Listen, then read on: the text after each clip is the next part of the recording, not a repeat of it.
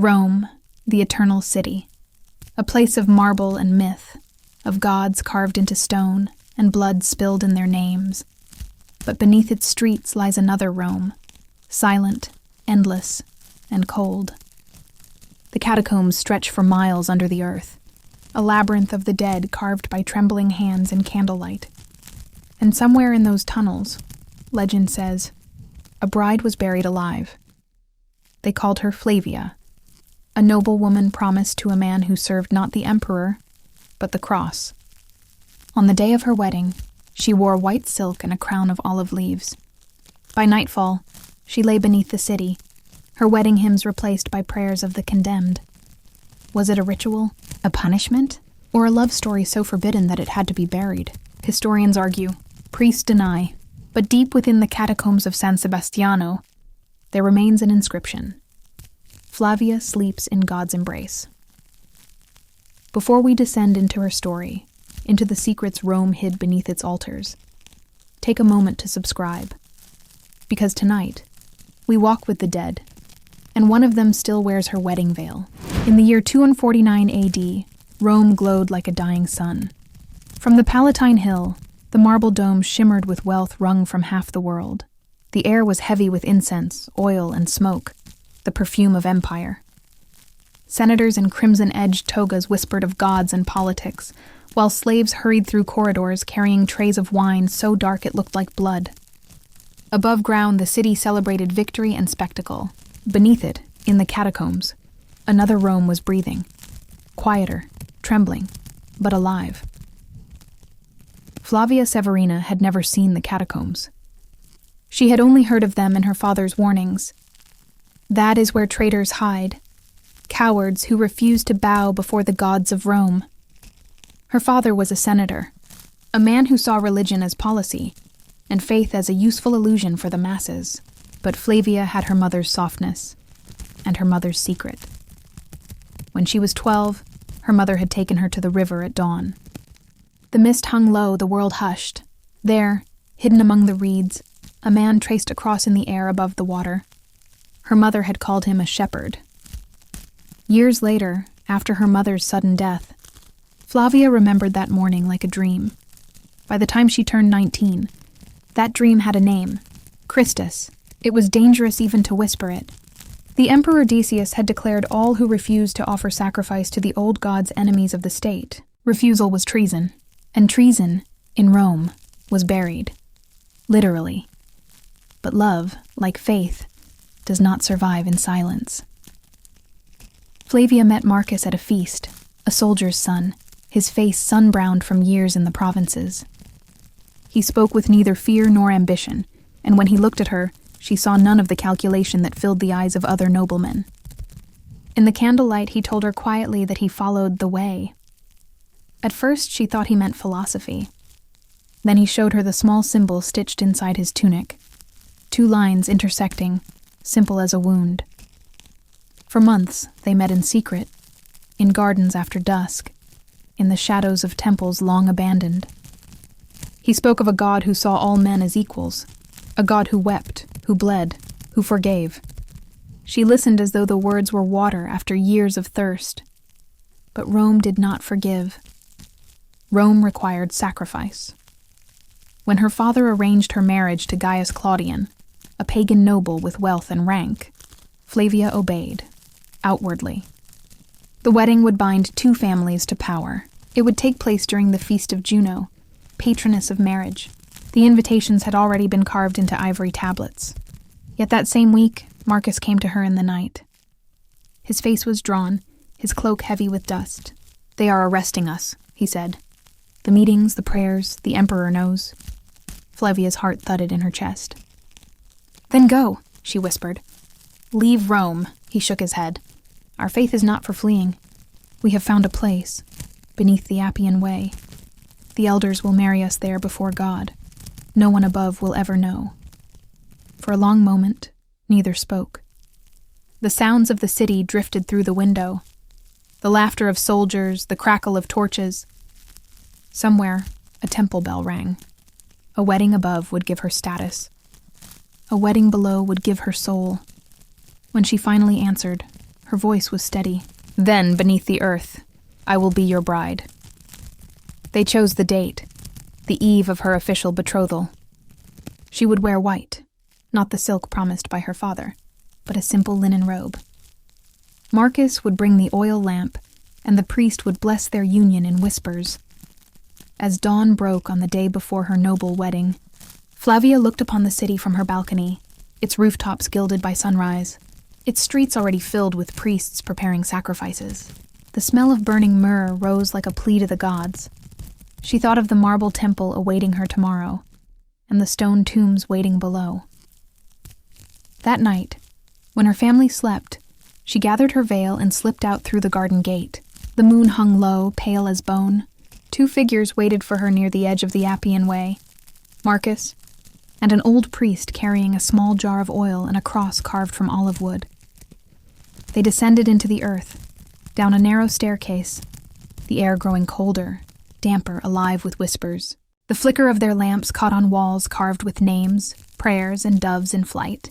The scent of wax and soil thickened. Rome above was a city of marble. Rome below was a city of faith, raw, trembling, eternal, and it was there, among the tombs, that Flavia's life as a bride truly began. But in the same shadows where love found its sanctuary, death was already waiting. The descent felt endless. Each step echoed against stone, swallowed by darkness before it could return. The deeper Flavia walked, the more the air changed, cooler, damp, tinged with the faint sweetness of decay. The catacombs were not built for the living. They were the city's forgotten lungs, breathing the silence of generations. Marcus carried the lamp. Its flame swayed in rhythm with their footsteps, lighting the carved arches that formed the ceiling above them. Faded frescoes glowed in the flicker, shepherds, doves, and the letters XP, the secret sign of Christ. Every mark on those walls was both prayer and defiance, each stroke made by hands that risked death for faith. Flavia's heart pounded, not from fear, but awe. She had grown up surrounded by marble gods, Jupiter with his thunderbolt, Venus with her perfect smile. But here the divine felt closer, human. The painted faces of saints and martyrs looked nothing like the statues above. They were weary, kind, alive. The priest led them deeper still, his lamp barely reaching the edges of the corridor. "We must be silent now," he whispered. "There are guards posted along the Appian. If they hear us, we join the dead we came to honor." They entered a narrow chamber no larger than a stable. The walls were carved with niches, each holding the bones of believers who had died before the empire could erase them. A simple altar stood at the center, draped with a piece of linen and crowned with a single loaf of bread. "This," the priest said softly, "is our temple." Flavia felt her knees weaken. The air here was heavy, sacred. The faint crackle of the lamp flame was the only sound, and even that seemed reverent. Marcus took her hand, rough, warm, trembling. He looked at her not as a senator's daughter, but as an equal soul. "Are you afraid?" he asked. "Yes," she whispered, "but not of death." He smiled, a tired, beautiful smile. "Then you understand." The priest anointed their foreheads with oil, the scent of olives filling the chamber. "You stand before God who sees no slaves or masters, no Romans or Greeks, only his children," he intoned. "Do you swear to remain one in faith and in suffering?"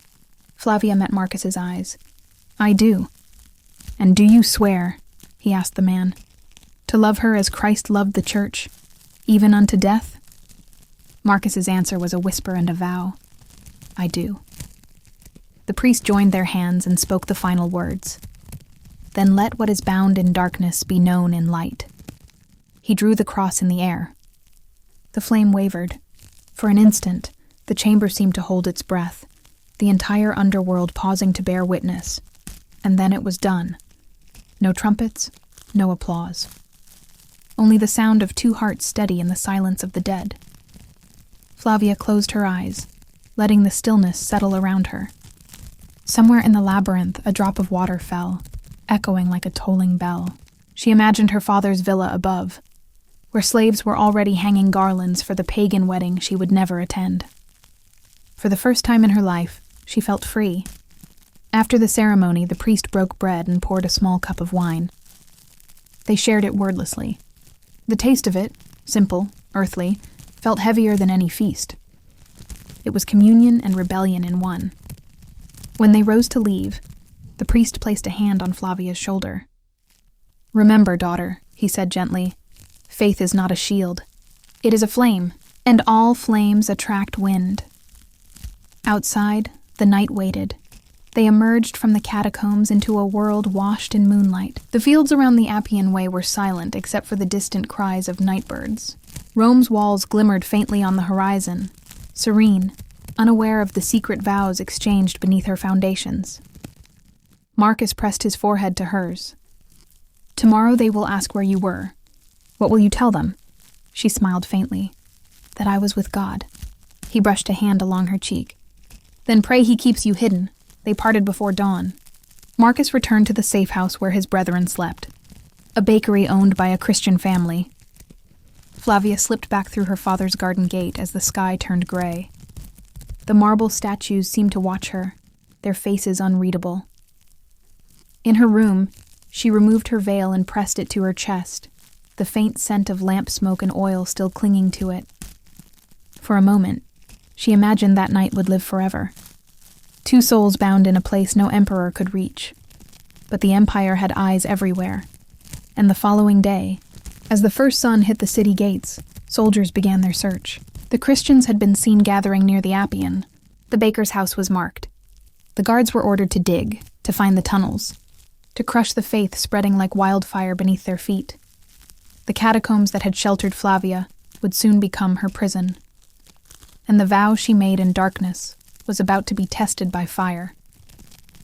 The morning after her secret wedding, Rome awoke beneath a red dawn. The sky hung heavy with dust and wind from the east, a bad omen, the augurs said. Yet in her father's villa, the musicians tuned their lyres, the cooks prepared offerings, and the guests arrived for the grand pagan ceremony that would never happen. Flavia sat in her chamber, dressed in silk her father had chosen, the fabric stiff with gold thread. Beneath it, hidden against her heart, she still wore the simple linen from the night before, the robe of her true marriage. Her hands trembled as slaves pinned her veil, and she could still smell the oil from the catacomb flame. Her father entered with a smile meant to disguise exhaustion. "My daughter," he said, "today you become part of history." But outside, history was already shifting. On the far side of the city, soldiers were breaking down a wooden door. The bakery where Marcus and his brethren had taken refuge was surrounded before sunrise. One of their own had betrayed them. A man promised freedom in exchange for names. The soldiers poured into the tunnels beneath, torches in hand. The catacombs that had echoed with hymns now filled with shouts, boots, and the hiss of burning oil. Flavia heard none of it until it was too late. By midday, as her father's guests filled the villa garden, a messenger arrived, a man from the guard, his armor smeared with ash. He asked to speak privately. The senator frowned but agreed.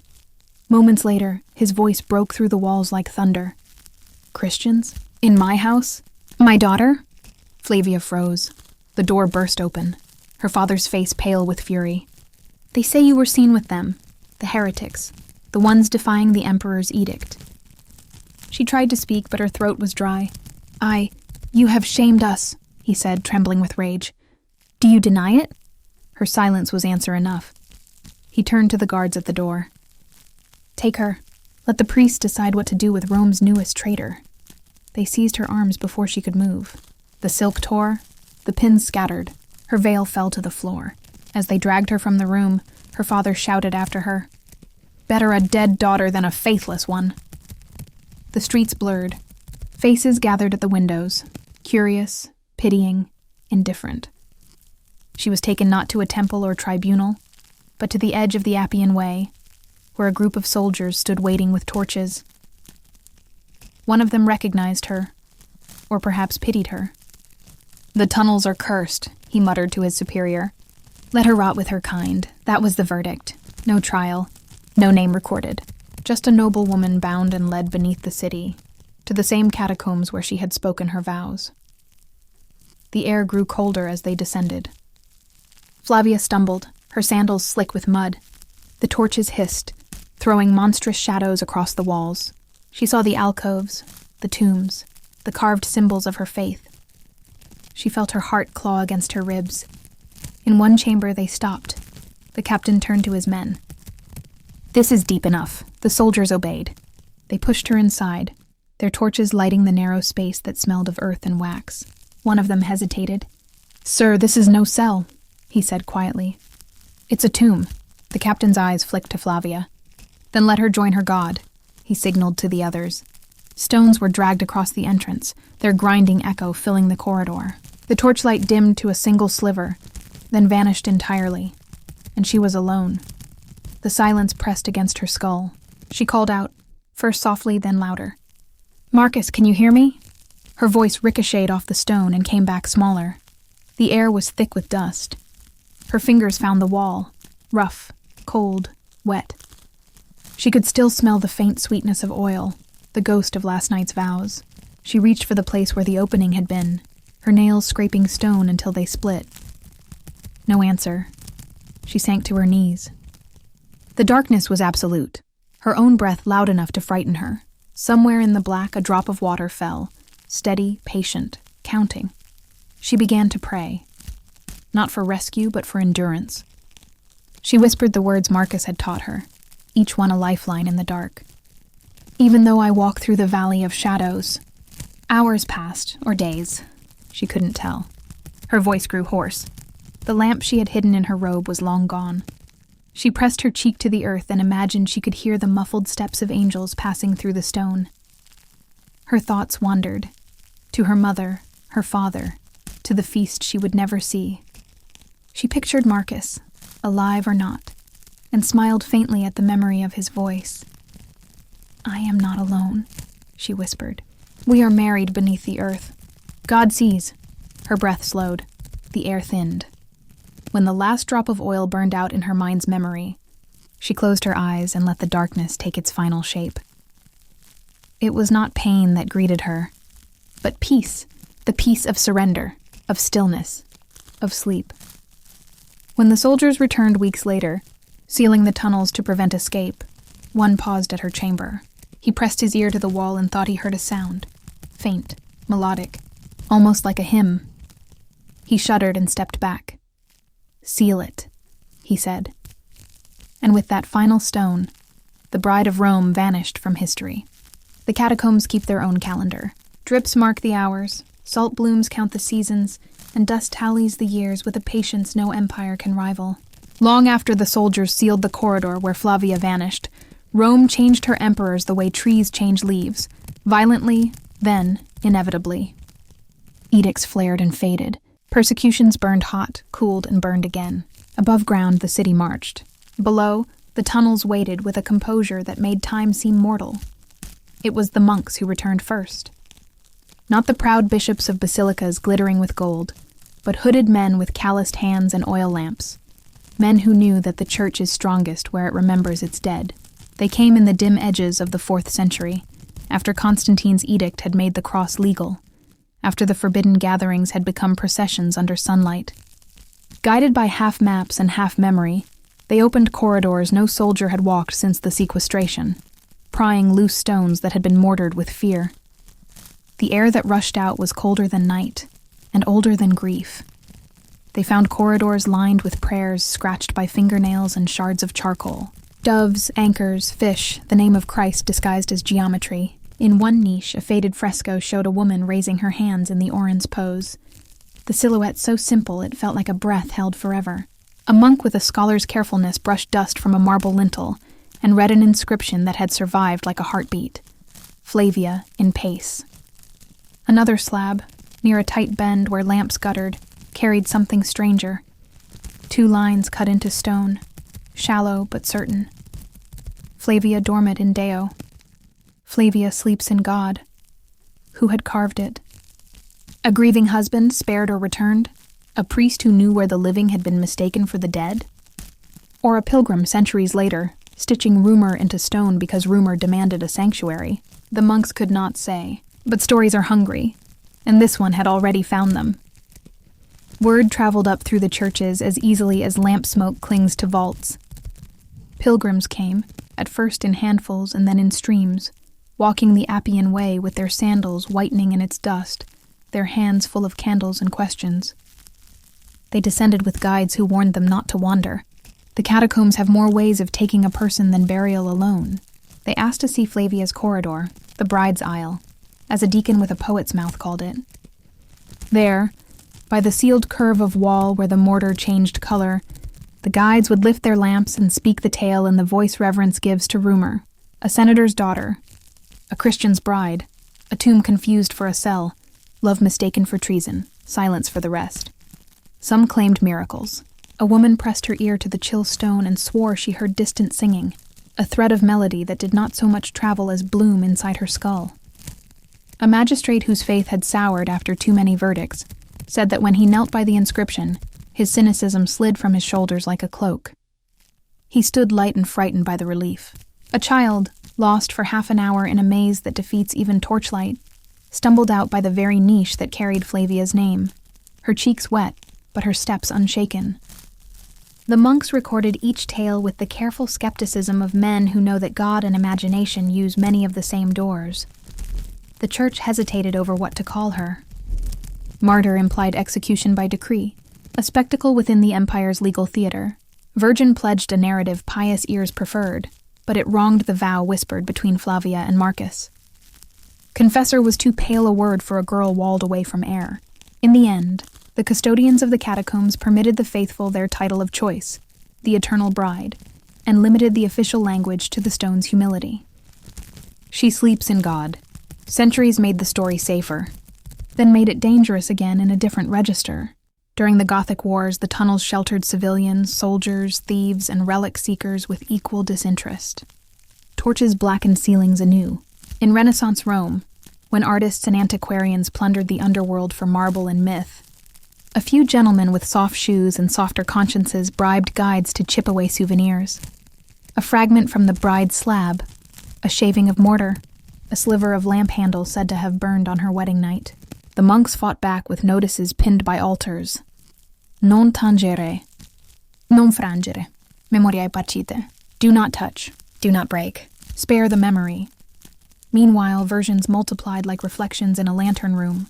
In one, Flavia betrayed pagan Rome not for Christ but for a rival clan, and the catacomb became a political pit.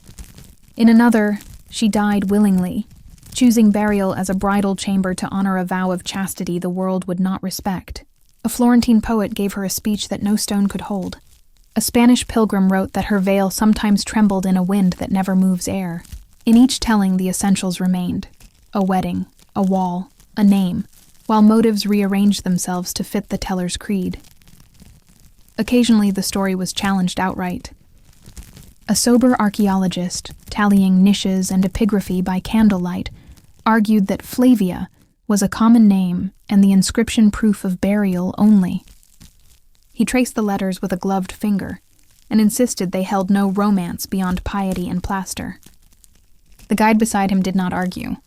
He simply lifted the lamp a little higher, and the shadow of the letters grew longer on the opposite wall, as if the stone itself would not retire from meaning. Near the end of the 19th century, when Rome began mapping the catacombs with scientific zeal, a new corridor was opened off San Sebastiano's lesser-known gallery. There, behind a thin skin of lime mixed with ash, they found a sealed niche with bridal pins, a bronze ring, and a scrap of linen hardened into mineral lace. No skull told its tale. Time had rearranged the bones with indifferent elegance. The inventory called the objects female funerary goods.